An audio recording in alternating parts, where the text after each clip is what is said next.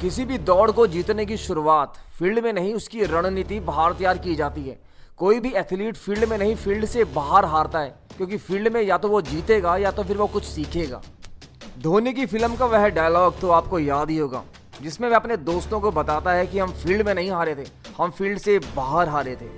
जब धोनी के टीममेट्स ने युवराज सिंह को फील्ड में नहीं, फील्ड से बाहर देखा और उन्होंने अपने अंदर यह धारणा बना ली कि इस बंदे में कुछ बात है जो मुझ में नहीं है। जब यह धारणा आपके अंदर घर बैठ जाती है ना, तो उस टाइम पे आपने चाहे जितनी मर्जी मेहनत करी हो, उससे कोई फर्क नहीं पड़ता। और वैसे ही जब यंग नौजवान पुलिस की भर्ती या फिर फौज की भर्ती के लिए जाते हैं, वह हजारों का हजूम लगा रहता है, मगर वे अपनी काबिलियत के दम पर अपने आप को साबित करने के लिए वहां पहुंचते हैं। और कई लड़के दौड़ शुरू होने से पहले ही हार मान लेते हैं। उस माहौल को देखकर अपने आप को दूसरों से कंपेयर कर करके शायद वह मुझसे बहुत अच्छा भागेगा, बिना या जाने बिना या पहचाने एक धारणा बना लेते हैं, जो कि बिल्कुल गलत है। और हम अपना 100% में से 30% वहीं लूज कर देते हैं और 70% क्या दौड़ते हैं और हम कभी भी सक्सेसफुल नहीं हो पाते। तो नेक्स्ट टाइम अगर आप कभी भी जाएं तो अपने आप को किसी से कंपेयर नहीं कीजिएगा।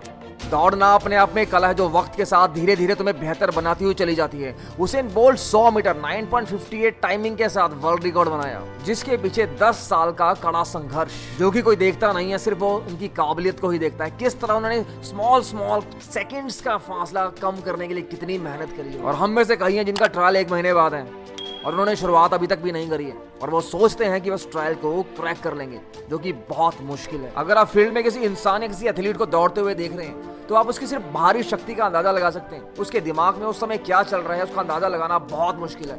वह माइंडसेट एकाग्रपन, कड़ी मेहनत से आता है, जो वक्त के साथ धीरे धीरे होता है। How to focus towards your goal. जब आप दौड़ते हैं ना, तो आपको अपनी पैरों की रफ्तार से ज्यादा आपके दिमाग को सुचारू रूप से चलाना बहुत जरूरी होता है। लिमिटलेस रफ्तार पैरों से नहीं आती है, दिमाग से आती है। जितना स्ट्रांग आपका माइंड होगा ना, उतनी लंबी रफ्तार तक आप भागते रहेंगे। आप अपने शरीर को कुछ लेवल तक स्ट्रेच कर सकते हैं, मगर आपको ये जान के हैरानी होगी कि अपने दिमाग को आप अनलिमिटेड लेवल तक स्ट्रेच कर सकते हैं, बिना रुके, बिना थके। और यह मेरा खुद का मानना भी है और मैंने खुद महसूस भी किया है। जब आपका शरीर आपके दिमाग एक गति में भागते हैं ना, उस रफ्तार को पकड़ना बहुत मुश्किल होता है। उस समय आप हांफते नहीं है, उस समय आप हवा से बातें करते हैं। दौड़ते वक्त 3 चीजों का ध्यान रखना बहुत जरूरी है। जब आपका दिमाग फुली कंसंट्रेट होना चाहिए, आपको इधर उधर की बातें बिल्कुल सोचनी नहीं चाहिए। आपका दिल, आपकी नब्ज आपके कंट्रोल में होनी चाहिए, और आपके हाथ, आपके पैर एफर्टलेस, यानी कि एक पक्षी के पंखों की तरह चलनी चाहिए। जल्दी दौड़ फिनिश करने की इच्छा, यह गलती बहुत से लोग करते हैं। हर एक ट्रैक का एक टेम्परामेंट रहता है। 100 मीटर, 200 मीटर, 400 मीटर, इसका जो टेम्परामेंट है ना, वो बिल्कुल डिफरेंट है। इसमें आपको गोली की रफ्तार की तरह दौड़ना पड़ता है। 1600 मीटर, जिसमें बहुत से बच्चे गलती कर देते हैं। वह शुरुआत में ही पेस पकड़ने के चक्कर में पिछड़ जाते हैं।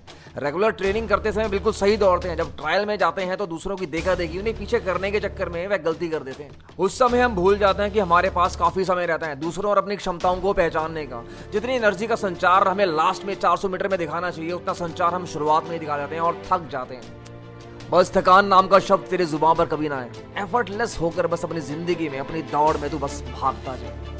मुश्किलों का मौसम तो हर बार आएगा, उसको देखकर अगर डर रहा है ना, तो बिल्कुल बिखर जाएगा। डरना नहीं है, बस डट के खड़े रहना है। स्वच्छ रहें, सुरक्षित रहें, अच्छा काम करते रहें और दौड़ते रहें।